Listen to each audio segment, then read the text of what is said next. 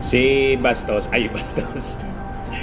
Si Baste, Duterte mga kababayan, pero mas bagay yung Bastos po.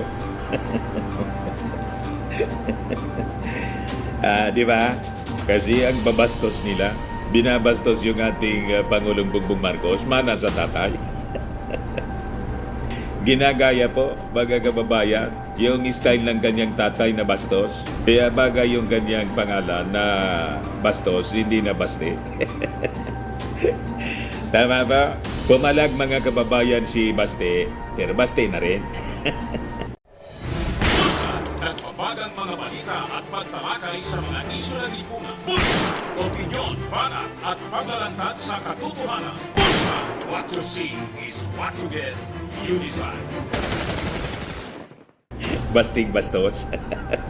Sa pagkatanggal ng mga members ng PNP sa kanyang lugar at pati sa change ng leadership mga kababayan sa Mindanao Development Authority, nangialam na si Baste. Kahit doon sa Mindanao Development Authority na hindi man kasali sa kanyang trabaho bilang mayor, nangialam na. Ayan po, mga kababayan, yung balita ngayon sa Philippine Daily Inquirer. Mayor Duterte slams relief of Davao City Caps. Saka yung change in Minda, yung Minda po, Mindanao Development Authority. Talaga niya, Mr. Maravillas. Ang feeling niya, presidente pa yung kanyang tatay. Yun ang feeling po nitong mga taga Pinta Kingdom. Masama na nakatikim po ng national positions itong mga taga Davao. Naging pilingiro na. Ayan po, may official statement na pinalabas on the recent removal of police personnel sa Davao City. Kasi po, sila yung involved, mga kababayan, sa deaths, sa pagkamatay ng 7 mga drug suspects noong Marso. Yan po, in connection with the death of 7 drug suspects in March. Kasi naman po, walang ganyang policy na tukang-tukang, ejiki-ejiki. Naghanap kayo ng damay. Pag hindi umaksyon ng ating national leadership sa ganyang ginagawa ng mga kapulisan, it will be construed mga kababayan na pinapahintulutan, tinotolerate ng ating national leadership, damay yung ating Pangulong Bongbong Marcos. Wala na po yung tukang-tukang, ejiki-ejiki. Kung kayo nag-i-enjoy sa tukang-tukang, ejiki-ejiki, ayaw ng ganon ng ating Pangulong Bongbong Marcos, may pag-respeto sa human rights. Tama po? But before kong ibigay sa inyo yung full story ng mga balitang yan, click subscribe muna po dito sa ating YouTube channel and hit the notification bell para lagi po kayong updated sa mga kaganapan dito sa ating bansa. Like and share na rin po ninyo ng ating video. At wag na rin po ninyo na skip yung ating mga commercial ads para tuloy-tuloy lang ang pag-unlad ng Bagong Pilipinas. Sa mga naghanap ng malinis and spacious fitness gym, pumunta lang po kayo sa aming Colossal Fitness Gym. We also offer Grab Car Rental with our brand new 2023 model ng Toyota Innova. We also accept booking for those who are planning to travel via PAL, Cebu Pacific, and other airline companies, local and international, and bills payment for Meralco Bills, Aleco Bills, PLDT, etc. Ang Colossal Fitness Gym is located at 3rd floor Security Bank Building, Lanco Business Park, Legazpi City, Albay. For inquiries, look for Chilon Maravillas, contact number 0966-802-0949. Yan po yung aming Innova. Lagi na pong matao sa amin. Yan yung mga bago naming clients. Very colorful po yung aming gym. Napakaganda po at napakalinis. Pati mga foreigners po, mga British tourist po siya. Nag-workout po sa amin. Na-set up na rin yung aming mga bagong gym equipments. May treadmill na rin po kami. Ito naman po yung bago naming product na binibenta online. Eye Glow Serum, whitening po siya. Tingnan ninyo yung epekto sa aking anak na architect before and now. Yung mga inquiries po ninyo, dumiretso na lang kayo sa kanyang Facebook account, Riz Maravillas.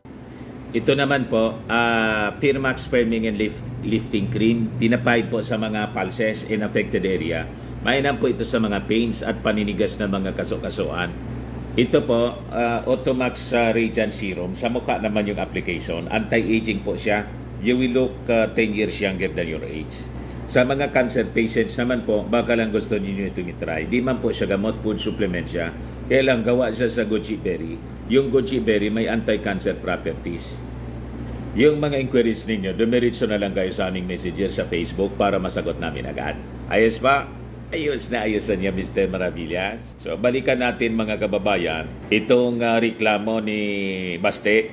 Si Basting Bastos na tulad niyang kanyang tatay. Gustong bastusin ang bastusin. Mga kababayan, yung ating Pangulong Bongbong Marcos. Hindi sila umubra sa mga waray. Tinambakan ng mga napakaraming mga dambuhalang trucks. Yung Romualdez Plaza, alangan manayaan sila doon. Pero anya, Mr. Maravillas, di ba may nauna man talaga? May nauna na gagamit po before pa sila na nag-notice at wala pa silang permit. Hindi man sila kumuha ng permit. Gusto nila mag-notice lang. Nakakalalaki po. Sabi ng mga waray, mas matapang kami sa inyo. Mas maisog kami. Kung maisog kayo, mas maisog kami. Ayan po. Hindi umubra sila sa mga waray. O ngayon, so ibigay ko muna sa inyo itong kwento kung saan bumanat na naman po si Baste. So yan po, Mayor Duterte slams the relief of Davao City Caps change in Mindanao Development Authority po. Kasi po, pinalitan ng ating ng Palasyo Malacanang. Siyempre po, kailangan man mga tao pa nila. Di ba? Yung mga tao nila ayaw mag-cooperate sa bagong Pilipinas. Gusto nila yung lumang Pilipinas. May bago tayong presidente. It is within the power ng ating Pangulong Bongbong Marcos. Ang dapat yung mga nasa baba, sumunod. Ganon din yung kanilang ginawa. Noong sila nasa poder, mga kababayan, si Maudigs pa yung Pangulo. Siya naman yung nasusunod, di ba? Kahit nga doon sa Cebu, kontra sa mga policy doon sa pandemonyo, si Gwen Garcia, sumunod na lang po. Nagpadala siya ng mga tao doon, yung DILG. Brinaso si Gwen. Tama ba? So, sa inyo, tama yon. O ngayon, hindi na kayo nasa posisyon. Di sumunod din kayo sa national leadership. Kasi ang binigyan ng mandato ng mga mamamayang Filipino, si President BBM. BBM. Si Inday, sabit man lang po. Tama? Bakit mo naman niya, Mr. Maravillas, sabing sabit lang si Inday? Ang mga Duterte po, wala man follower sa buong Pilipinas. Sumukay sila sa mga Marcos noong 2016. Kaya naging Pangulo si Maudigs. Ang bumoto kay Inday na 32 million po. Ang 31 million doon, mga Marcos supporters. Yung excess man lang po, ang mga DDS. So, kulang-kulang 1 million po. Sabi nga po ni Larry Gadon, kung maglaban niya sa pagkapangulo, si Inday at saka si Leni, tatalunin pa ni Leni Robredo. Galing ng analysis po ni Atty. Larry Gadon. Ang rason ni Atty. Larry Gadon, yung mga botante niya ni Leni Robredo, solid yun.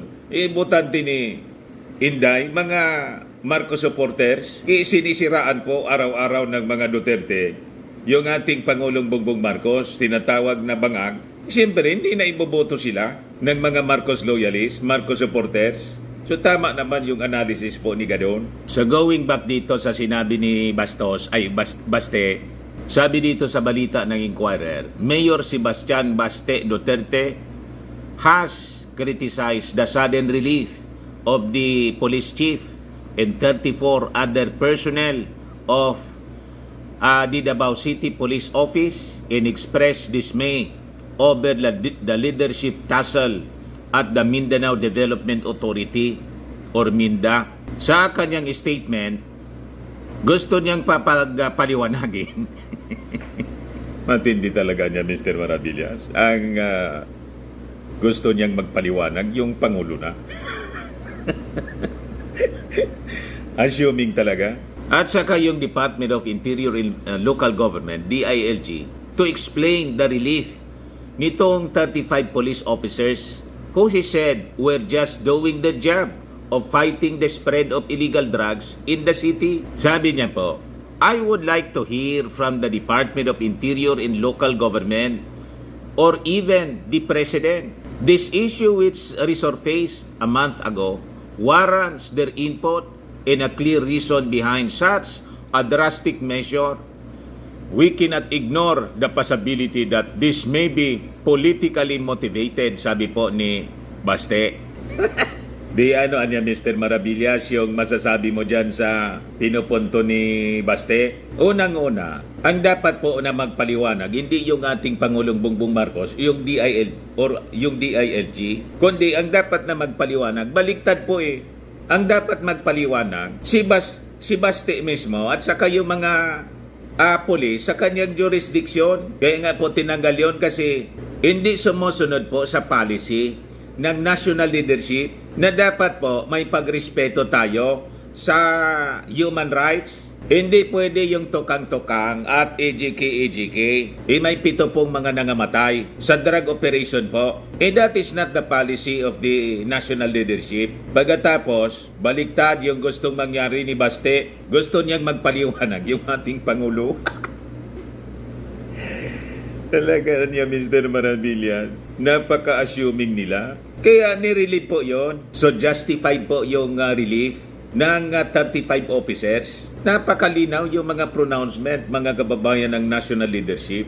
Gusto nilang ibalik yung dating sistema na hindi man po naging effective. At ito nga po yung dahilan kung bakit napasok sa napakalaking problema yung kanyang tatay, ang buo niyang family, pati si Inday Sabit, si Bato, si Bungo. Naghahanap yata kayo ng damay. So, itong pag-relieve, mga kababayan dito sa mga members ng PNP dyan sa Davao, pagpapakita po ng ating national government na pag may nangyaring ganyan, it's not sanctioned as it goes against the policy, the national policy ng ating Pangulong Bongbong. Tama pa? Tapos sabi niya, there is daw the possibility na it is politically motivated daw po, kaya tinanggal yung mga kapulisan. Dapat man talaga, kasi ang loyalty ng mga members ng PNP, dapat po sa chain of command.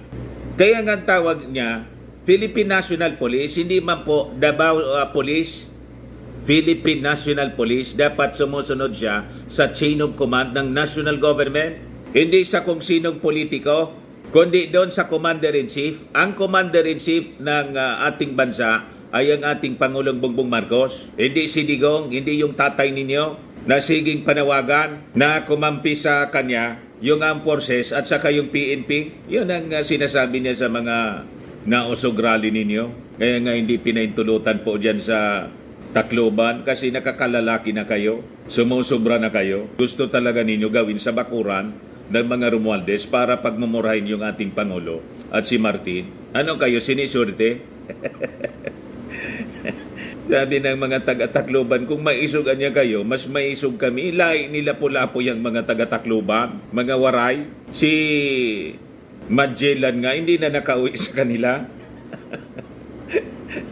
Di ba? The mayor has been criticized for reviving the bloody anti-drug campaign of his father, former President Rodrigo Duterte, at a time when the International Criminal Court has started an investigation into the extrajudicial killings of suspected drug addicts and criminals during his father's term as city mayor here and as the country's president. So hindi hayaan ng ating national leadership po na mangyari uli yung naunang pagkakamali, yung maling policy ng kanyang tatay, ng past administration. Bakit hayaan yun ng ating Pangulong Bongbong Marcos? Di pati siya nadamay sa problema. Police Major Catherine De La Rey, spokesperson of Davao City Police Regional Office 11, said the relief was based on the recommendations of the Regional Internal Affairs Service 11. to place the personnel under administrative relief while they were investigating the city police operation between March 23 to 26 that killed 7 drug suspects. So tama lang po, mga kababayan, it is justified. Kasi hindi pwedeng di sila sumunod sa policy ng national government. Kasi taga Davao sila at ang magmamando na yung mayor. Hindi, walang ganon. Ang argumento ni Basti po, ayan po. It is important to note that according to Republic Act 6975, city and municipal mayors shall exercise operational supervision and control over the PNP units and their respective jurisdictions. My active involvement emphasizes my dedication to collaborating with law enforcement to maintain peace and order in Davao City. The recent actions taken against this relieved personnel contradict the spirit of cooperation and mutual trust crucial for effective governance in law enforcement. Sinabi ninyo na cooperation, yung mismong personnel ninyo, yung PNP personnel na ka-assign sa inyong lugar ay walang kooperasyon doon sa national policy na bawal ang ganyan. Di pwede yung AJK. Kaya nga, kailangan silang tanggalin para tingnan nasa investigasyon para walang influensya sila. Magkaroon ng impartial investigation kung may lapses nga or kung legitimate po yung nangyari pong engagement. Tama po? By your own statement na dapat may kooperasyon. Kayo yung walang kooperasyon Nagsasarili kayo ng policy. Yung city and municipalities, that is under the supervision ng national government. Kaya nga PNP, Philippine National Police. Hindi Davao City Police. Philippine National Police, pero assigned sa Davao City. Pero it is a national force, sumusunod dapat sa national policy. Pati kayo bilang municipal mayor, city mayor ng Davao, sumusunod dapat kayo sa policy ng national government. Hindi dapat kayo nagsasarili ng kung anong gusto ninyong mangyari sa inyong lugar. Kasi ang Davao, sakop ng Pilipinas, hindi man ninyo pag-ari. Feeling kasi ninyo, pag-ari ninyo kasi lugar ninyo. Di ba? Ang Davao, pag-aari yan ng Republika ng Pilipinas. Nagkataon lang na residente kayo dyan at naging opisyal. May sinusunod tayo na batas sa ating bansa. Tama po yung ating mga puntos, mga kababayan. Hindi na po maaari ngayon ang pagsiga-siga sa panahon ng ating mabait na Pangulong Bongbong Marcos, pero isang strong leader, matapang, strong leader. Hindi pwede yung pagsisiga-siga. Sumunod kayo sa batas, sumunod kayo sa national policy. Kaya sabi po ni Dilare, such action was not taken lightly, but with thorough deliberation and with profound consideration of all facts and surrounding circumstances of the RIAS 11 investigation. Sabi po niya sa statement. Sabi ni Dilare, the suspended personnel would immediately be reinstated once they would be cleared of culpability. So ibabalik lang sila pag nalinis yung kanilang pangalan, na wala silang pananagutan, legitimate yung operation. Pero meantime, kailangan nilang ma-relieve para magkaroon tayo ng impartial investigation. Yung tamang mga proseso, sinusunod yung proseso po. Duterte, however, questioned the large number of personnel who were relieved. Dapat lang po yon na yung lahat na involved doon, tanggalin po para walang takipan habang ginagawa yung investigation. So, sabi ni Baste, our police force under my administration has been unwavering in this battle, executing legitimate operations aimed at dismantling drug networks and ensuring the safety of our citizens. The dedication of our officers in this war on drugs should be commended, not undermined by indiscriminate administrative actions. I call for a fair and balanced investigation that maintains the effectiveness and morale of our law enforcement agencies, sabi po niya. Kaya sila tinanggal, nirelieve mo na dyan sa posisyon para nga may sagawa yung balance in fair investigation, mawala yung influence, lalo na po ninyo. Tama? At yung investigation naman talaga, tulad ng sinabi po ninyo, para maalamin kung legitimate. Kaya nga sinasagawa yung investigation, napakalinaw yung sinabi ni De La Rey na once na-determine na nalinis nila yung kanilang pangalan of culpability, then they can be reinstated. So ano pa? Ano pang reklamo ninyo? So kailangan you submit to the process. O ngayon, in a separate statement, sabi rito, the mayor called the removal of Minda Secretary Maria Belen Acosta, an appointee of his father, as deplorable as it was done without fair and transparent procedure or valid rationale. The blatant display of vindictiveness by the current administration is deeply troubling and disheartening as it undermines fundamental principles of fairness and respect for due process. The blatant display of vindictiveness by the current administration deeply troubling and disheartening. Sabi po niya, as it undermines fundamental principles of fairness and respect for due process. Nagsalita kayo ng respect for due process? Diyan nga sa nangyaring pagkamatay ng mga drug suspects, hindi dumaan sa due process, may death penalty agad. Tama pa? Wala kayong moral authority to speak about due process. Yung mga biktima ng AJK, walang due process. Kaya nga may kaso sa ICC. O ngayon, kung sa tingin ng secretary nitong Mindanao Authority, Mindanao Development Authority, walang due process, i-question niya in court. Tama po? Kasi siyempre, yung ating Pangulong Bongbong Marcos, pipili din siya ng mga tao na cooperative team player niya, siyempre. Kasi pag hindi, wala. Sige lang ang hanap niyang diferensya. Tama? Ayan man lang po, mga kababayan, ang mga balita ngayon. Ako po si Dante Maravillas. Bye-bye. God bless.